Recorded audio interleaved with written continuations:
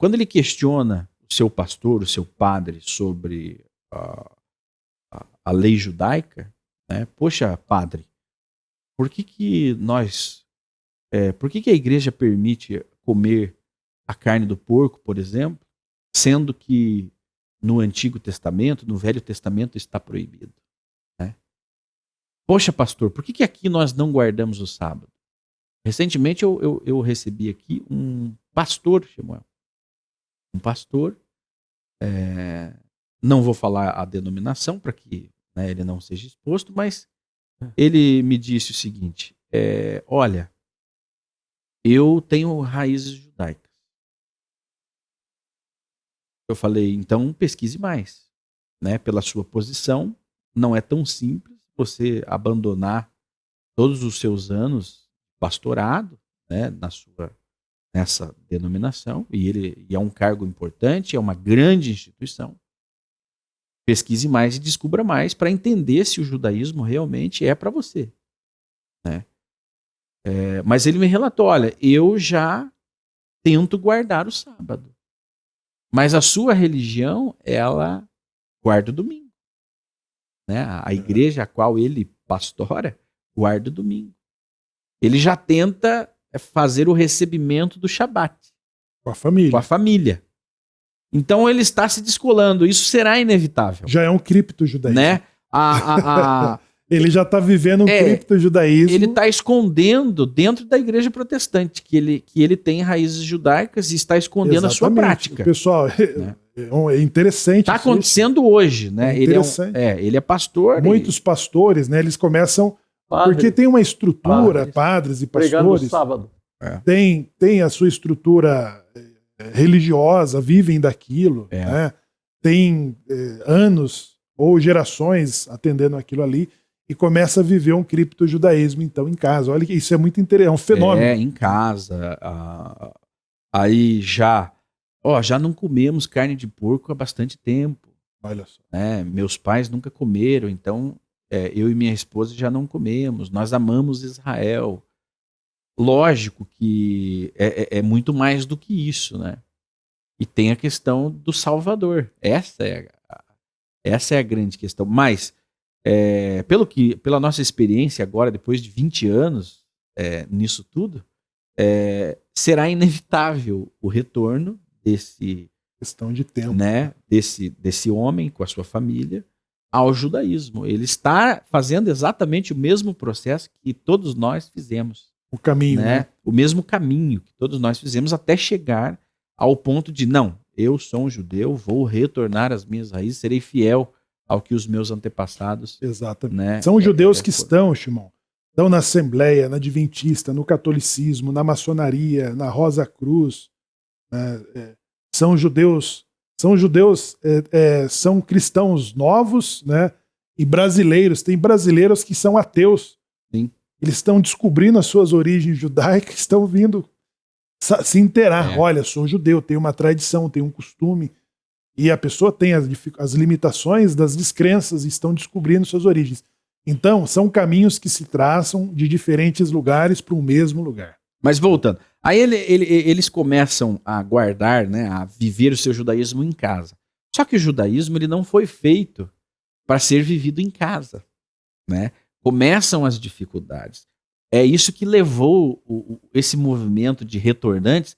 Aí, em 2015, 2016, 2017, a ascensão desse judaísmo, sai o nome Bnei Anossim, né, de cena e entra os judeus emergentes. Exato. Né? Então você tem um status de Bnei Anossim pelas suas origens. Mas agora, quando você inicia a sua caminhada, você passa a ser um judeu emergente. Ou seja, você está emergindo de toda a tua história cristã, de todo o teu passado religioso, cultural, e está fazendo um retorno àquilo que você já foi. E nós vamos depois explicar a você o porquê que você não se converte, né? O porquê que esta instituição ela não promove a conversão. Mas começam com família e já encontram as primeiras dificuldades justamente de estarem apenas em família, né? Porque o judaísmo ele precisa de um minyan, Ele precisa de 10 homens chancelando ali as práticas mais importantes, né, culturais e religiosas. E aí, se tem filhos, né, na família, né, filhos e filhas, começa a percepção com quem que o meu filho vai se casar, com quem que a minha filha vai se casar. E a maioria dessas pessoas, elas já estavam inseridas dentro de uma rotina comunitária, seja católica, seja cristã. Ela tinha lá uma, 2, 3 vezes por semana que ela ia à igreja, ela ia à missa, ela ia à escola dominical, ela ia para a escola sabatina. Então eles tinham uma vida em sociedade, que aquilo é rompido exatamente pela discordância. Agora, isso passa a acontecer dentro de casa, mas num curto espaço de tempo, essas impressões começam a surgir no pai e na mãe, dizendo, e aí? Né? Como que nós seguimos com esse judaísmo de casa? Vai morrer em nós? Vai acabar Nossos filhos vão se casar novamente com cristãos e o nosso processo de retorno morre ali. De novo. Né?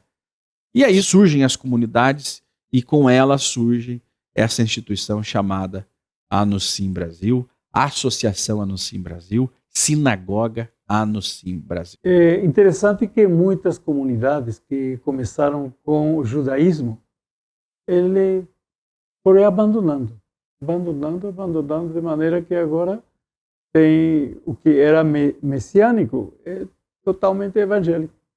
É um fenômeno que acontece, né? Algumas instituições messiânicas quebraram.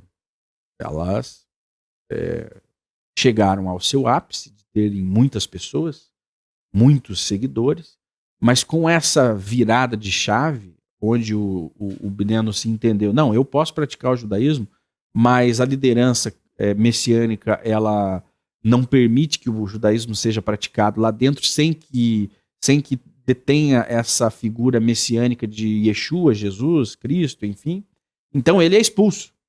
Esse Bineno Anusim, ele tem que ser retirado ali de dentro, né? Só que a debandada foi tão grande que esses movimentos encolheram novamente. E essas lideranças messiânicas cristãs entenderam, não, o judaísmo é perigoso. Vamos voltar para o protestantismo e manter apenas como fazíamos, ou como esse messianismo americano faz. Apenas umas bandeirinhas de Israel, uma kippá, né? Talvez um talite.